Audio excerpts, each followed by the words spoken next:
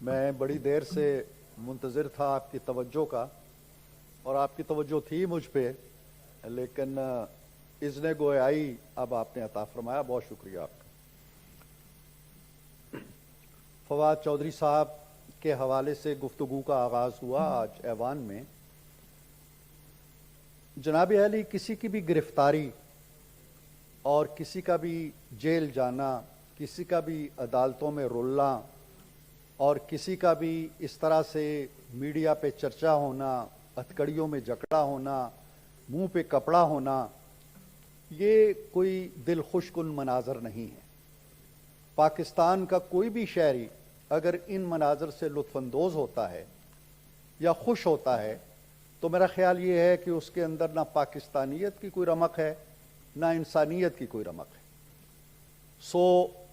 ہمارے ہزار سیاسی اختلافات صحیح، اور فواد چودھری صاحب جو کچھ کہتے رہتے ہیں اس سے بھی اختلاف صحیح، لیکن میں سمجھتا ہوں کہ جب میں نے انہیں کل ہتھکڑیوں میں دیکھا تو مجھے بہت دکھ ہوا، بہت افسوس ہوا، بہت رنج ہوا۔ جب میں نے دیکھا کہ ایک دہشت گرد کی طرح ان کے منہ پہ کپڑا پڑا ہوا ہے اور ان کو عدالت میں لے جایا جا رہا ہے اور پیروں انتظار کرایا جا رہا ہے کہ کمرہ خالی ہو یا وہاں جگہ بنے یا جج صاحب آئیں، اس پہ بھی مجھے دکھ ہوا۔ میں افسوس کا اظہار کرتا ہوں اور توقع رکھتا ہوں کہ اگر کوئی قانون کی خلاف ورزی ہوئی، یہ ایک مہذب معاشرہ ہے، ایک مہذب قوم ہے ہم، اگر ہمارے ساتھ کوئی غیر مہذب رویے اختیار کیے گئے ہیں اور ہم ان رویوں کو آگے لے کے چلیں گے تو ان رویوں کو تقویت ملے گی اور یہ سلسلے پھر دائمی ہو جائیں گے۔ کل پھر ان کی حکومت آئے گی تو کہیں گے جی کہ ہمارے ساتھ یہ ہوا تھا، فواد چودھری کے ساتھ یہ ہوا تھا، لہٰذا ہم فلاں کے ساتھ بھی کریں گے، تو یہ سلسلہ ختم ہونا چاہیے۔ ہاں، اگر کسی نے قانون کی خلاف ورزی کی ہے، اگر کوئی اس کے اوپر ایف آئی آر درج ہو گئی ہے تو ہمارے ہاں ضابطۂ تعزیرات موجود ہے، قانون موجود ہے، آئین موجود ہے، مہذب طریقے سے کارروائی کیجیے۔ آدھی رات کو گھر سے اٹھانا اچھی بات نہیں ہے، ایک آدمی جو بھاگا نہیں جا رہا اس کو ہتھکڑیوں میں جکڑنا کوئی اچھی بات نہیں ہے۔ تو میں اس پہ اپنی طرف سے شخصی طور پہ، ذاتی طور پہ اس پہ بہت افسوس کا اظہار کرتا ہوں۔ جہاں تک ان کی روایات کا تعلق ہے، مجھے افسوس ہوتا ہے کہ جب یہ گفتگو کرتے ہیں تو بھول جاتے ہیں کہ یہ پیچھے بھی کچھ نقش قدم چھوڑ کے آئے ہیں، پیچھے بھی کچھ نقوش پا چھوڑ کے آئے ہیں، اور لوگوں کو یاد ہے یہ کوئی بہت پرانی جناب چیئرمین باتیں نہیں ہیں، ابھی کل کی باتیں ہیں، اور یہ مناظر سارے کے سارے موجود ہیں۔ کل مجھے لوگ بھیج رہے تھے، خود میری ہی تصویریں بھیج رہے تھے ہتھکڑی والی، اور اس کا موازنہ کر رہے تھے۔ موازنہ تو ہے ہی کوئی نہیں سر، ان کے ہاں تو چلیں، ایک آئینی ادارے کے سیکرٹری نے ایک پرچہ درج کرایا، میرے خلاف تو کوئی پرچہ ہی نہیں تھا۔ میں آج یہ باتیں پھر سے دہرانا چاہتا ہوں، اختصار کے ساتھ پہلے بھی کہہ چکا ہوں کہ اس ایوان کے ریکارڈ پہ رہیں۔ کل جب میں اپنی ایک کتاب چھپواؤں اپنی گفتگوؤں کی تو اس میں یہ درج ہو جائے، اخباروں میں سے بٹ جاتی ہیں کہانیاں۔ میں یہ کہنا آپ مسکرا رہے ہیں، یہ مسکرانے کی بات نہیں ہے سر، یہ بڑے افسوس کی بات ہے اور دکھ کی بات ہے۔ دکھ کی بات اس لیے ہے، میں مسکرا رہا ہوں کہ آپ جب کتاب لکھیں گے تو اس ایوان کی اچھی خوبصورت باتیں اس میں ہوں، میں اس میں آپ کی مسکراہٹ کا بھی انشاءاللہ ذکر کروں گا۔ تو سر میں یہ عرض کر رہا تھا کہ آپ تصور کیجئے کہ ایک شخص جو زندگی میں دو چیزوں سے جس کا تعلق رہا ہو، ایک کمرہ جماعت سے جس میں میرا عزیز شہزاد وسیم بھی بیٹھا کرتا تھا بچوں کو پڑھانے سے، اور دوسرا لکھنے لکھانے سے۔ جس نے کبھی تھانہ دیکھا ہو، نہ کچہری دیکھی ہو، نہ کوئی واسطہ پڑا ہو، نہ کوئی تعلق پڑا ہو، اس کے گھر پہ آدھی رات کو دستک ہوتی ہے۔ میں رات کو لکھ رہا ہوں، جولائی کا مہینہ ہے، گرمی ہے، اور وہی قلم ہاتھ میں ہے، کپڑے پہنے ہوئے ہیں رات ہی کے سونے والے، اور میں باہر جاتا ہوں رف چپل پہنے ہوئے، تو میں دیکھتا ہوں کہ میں پوری گلی جو ہے وہ بھری پڑی ہے سب سرخ بتیوں والے ڈالوں سے، اور سینکڑوں کی تعداد میں پولیس کے لوگ کھڑے ہیں، کچھ سفید کپڑوں میں ہیں۔ میں حیران ہو کے پوچھتا ہوں کہ کیا ہوا؟ کوئی نہیں بتاتا کہ کیا ہوا۔ جی چلیں۔ ایک بھاری بھرکم موٹا تازہ آدمی میرے کندھے پہ آ کے ہاتھ رکھتا ہے کہ جی آپ چلیں۔ میں نے کہا یار کوئی ایف آئی آر ہے، کوئی یہ ان کے دور کی بات کر رہا ہوں جب ان کا ان کا جو حکومت تھی اور حکمرانی تھی وہ بڑے عروج پہ تھی. 2019 کے جولائی کی بات کر رہا ہوں, اور اس وقت تبدیلی آ چکی تھی. اس وقت نیا پاکستان وجود میں آ چکا تھا. اس وقت قانون کی فرمانروائی ہو چکی تھی. اس وقت انسانی حقوق کی پاسداری ہو چکی تھی. اس وقت آرٹیکل 14 آئین کا زندہ و بیدار ہو چکا تھا, لکھا جا چکا تھا. میں اس وقت کی بات کر رہا ہوں. وہ مجھے دھکے دیتے ہوئے, میری بیوی نکلتی ہے, اس کو دھکے پڑتے ہیں, میری بیٹی نکلتی ہے, وہ سڑک پہ گرتی ہے, میری بیوی زخمی ہوتی ہے اور 1 سال تک اس کی کونی زخمی رہتی ہے, اور مجھے ایک گاڑی میں بٹھا کے لے جاتے ہیں, حوالات میں ڈالتے ہیں. اگلے دن میرے ہاتھوں میں ہتھکڑی ڈالتے ہیں اور ایک اسسٹنٹ کمشنر کے سامنے لے جاتے ہیں, جو کہتی ہے جی کہ ان کو 14 دن کے لیے اڈیالہ جیل بھیج دو. قصور میرا یہ بتایا گیا کہ میرا کوئی گھر ہے جو میں نے کرائے پہ دیا ہے اور کرایہ دار کے قوائف میں نے جمع نہیں کرائے. میں نے کہا میرا تو ایک ہی گھر ہے جس میں میں رہ رہا ہوں. کہ جی نہیں فلاں گھر. میں نے کہا وہ تو میرے بیٹے کا گھر ہے, اس کے نام ہے, وہ اس کا ٹیکس دیتا ہے, وہ CDA کا ریکارڈ دیکھ لیں, وہ اس کے نام ہے اور برسوں سے ہے. خیر اینی ہاؤ 14 دن کے لیے میں چلا جاتا ہوں. اب 14 دن کے آگے بھی سر کہانی جو ہے وہ آپ سنیں گے تو آپ مسکرائیں گے نہیں, روئیں گے بھی نہیں لیکن مسکرائیں گے نہیں. مجھے وہاں لے جا کے ساری جو قیدیوں کی وین ہے اس میں سب سے آخری قیدی میں ہوتا ہوں. ہتھکڑی لگی ہوئی ہے مجھے, کوئی چرس پی رہا ہے, کوئی بھنگ پی رہا ہے, کوئی سگریٹ پی رہا ہے, کوئی ایک دوسرے کو گالیاں دے رہے ہیں. اس 40 بندوں کی وین میں مجھے بھر کے وہ لے جاتے ہیں اڈیالہ. اڈیالہ لے جا کے وہ سارے تو ایک طرف رہ جاتے ہیں. مجھے باہر کھڑا کر کے ایک موٹر سائیکل والا کہتا ہے کہ جی آپ اس کے پیچھے بیٹھیں, پولیس والا یونیفارم میں. میں نے کہا مجھے کہاں لے کے جانا ہے؟ کہ جی آپ چلیں. خیر میں مرتا کیا نہ کرتا, ان کے رحم و کرم پہ تھا, میں بیٹھ گیا. لیتے لیتے اندر ہی اندر گھماتے پھراتے وہ ایک بیرک کے سامنے لے گیا. اس کے اوپر لکھا ہوا تھا HSB, ہائی سیکورٹی بلاک. اب وہ ہائی سیکورٹی بلاک کے اندر مجھے لے جاتا ہے. وہاں ایک اور صاحب ہیں, وہ میری تلاشی لیتے ہیں کہ جی کوئی ویپن ہے, کوئی دوائی ہے. یار میں نے کہا میری تو دوائیاں بھی نہیں لینے دی انہوں نے.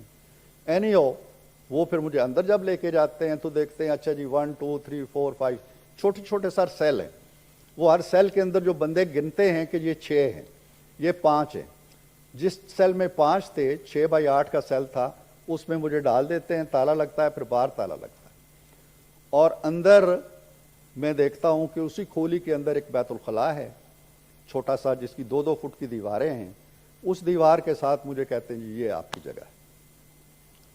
اب میں جب ان کے انٹرویو لیتا ہوں تو کوئی کہتا ہے جی میرے اوپر 2 قتل میں نے کیے ہیں, کوئی کہتا ہے جی میں دہشت گردی میں آیا ہوں, کوئی کہتا ہے جی کہ میں فلاں جو جہادی تنظیم ہے اس کا بندہ ہوں. مجھ سے پوچھتے ہیں جی کہ آپ کس کیس میں آئے ہیں. تو میں نے کہا یار آپ کے جرائم اتنے جید ہیں کہ مجھے تو اپنا جرم بتاتے ہوئے بھی شرم آتی ہے. یہ سلوک سر انہوں نے کیا, اور مجھے اس سلوک کا بھی افسوس نہیں ہے.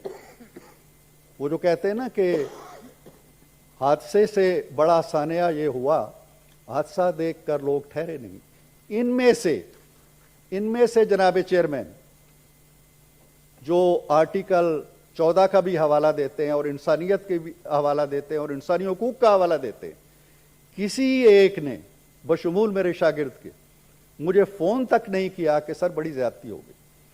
وزیر اعظم, وزیر داخلہ, کسی وزیر, کسی PTI کے رکن, کسی DC, کسی AC, کسی IG صاحب, کسی نے کوئی رابطہ آج کی ڈیٹ تک. یہ تو اخلاقیات ہیں ان کی, جو آج اتنے لمبے لمبے بھاشن دیتے ہیں ہمیں.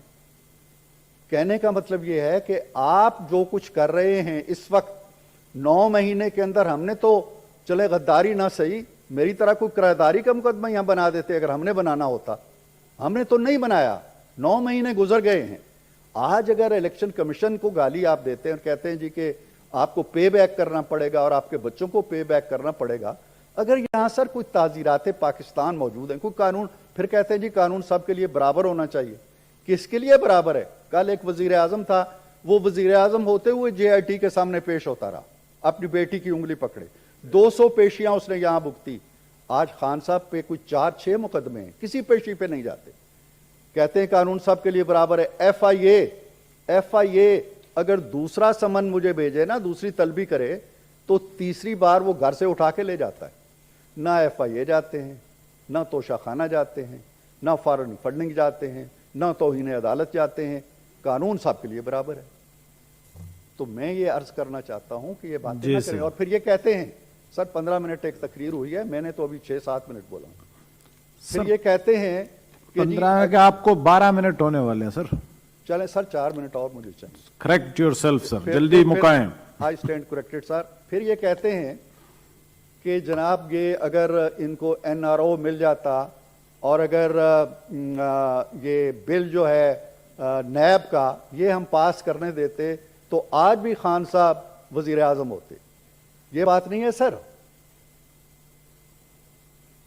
बात यह है कि अगर ये NRO की वजह से नहीं हुआ, ये ना किसी नैब की वजह से हुआ है, ये इसलिए हुआ है कि जो बाजवा साहब को ताहयात आर्मी चीफ रहने की पेशकश की गई थी उस पेशकश को नहीं माना गया। हाँ, अगर वो पेशकश मानी जाती तो बाजवा साहब भी आज आर्मी चीफ होते और खान साहब भी वजीर आजम होते, इसमें कोई शक नहीं है। इसका हमारे नैब बिल से और नैब कानून से कोई ताल्लुक नहीं है। और आखिरी बात सर, जो अपड़ो साहब ने भी कही, बाकी लोगों ने भी कही, अभी मैं बार बार सर कहता हूं कि हम सारी गुफ्तगू तहजीब के दायरे में भी कर सकते हैं। हम इंसान हैं ना, अल्लाह ताला ने इंसान की फजीलत यही बताई है कि उसको कलाम का सलीका दिया है, गुफ्तगू का सलीका दिया है। अगर हम गुफ्तगू का सलीका भूल कर हैवानियत के दर्जे पे चले जाते हैं, और मैं बार बार कहता हूं कि हम एक दूसरे का गिरबान पकड़ते हैं।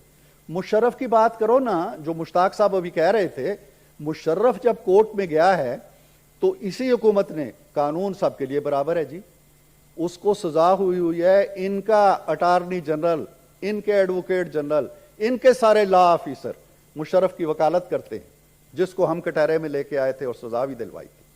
फिर कहते हैं जी हम जमहूरियत के चैंपियन हैं। पूछो उससे भाई, उसका तो 10 गुना कीमती फ्लैट है एवन फील्ड से, वो कहां से बना? पूछे उससे कि ये करोड़ों रुपए तुम्हारे अकाउंट में कहां से आए? कानून सबके लिए बराबर है। तो नारे ना लगाएं, अपने अमल से कुछ चीजें साबित करें। इनका दौर जो है वो हमारी तारीख का सर मुतफ़्फ़न तरीन दौर था, इसमें कोई शक नहीं। और अगर आप चाहें तो एक कमेटी बनाएं कि कितनी इंसानी हकूक की खिलाफ वर्जियां हुई हैं उस दौर में और कितनी अब हुई। Thank you sir. तो मैं ये गुजारिश करता हूं कि हमें माहौल को ठंडा रखना चाहिए, एक दूसरे पे तनकीद करें, तहजीब के दायरे में रखें, और गिरेबान एक दूसरे को नोचने के बजाय और पारसाई के दावा करने के बजाय, हम गुनाहगार होंगे लेकिन आपके परों से भी फरिश्तों की खुशबू नहीं आती है, आप हमसे ज्यादा गुनाहगार हैं। तो इसलिए एक दूसरे के गुनाह ना नापें, जो आपको काम करने के लिए यहां भेजा गया है वो काम करें, मुल्क की तरफ देखें। बहुत शुक्रिया। सेनेटर सरदार शफीक तरीन साहब।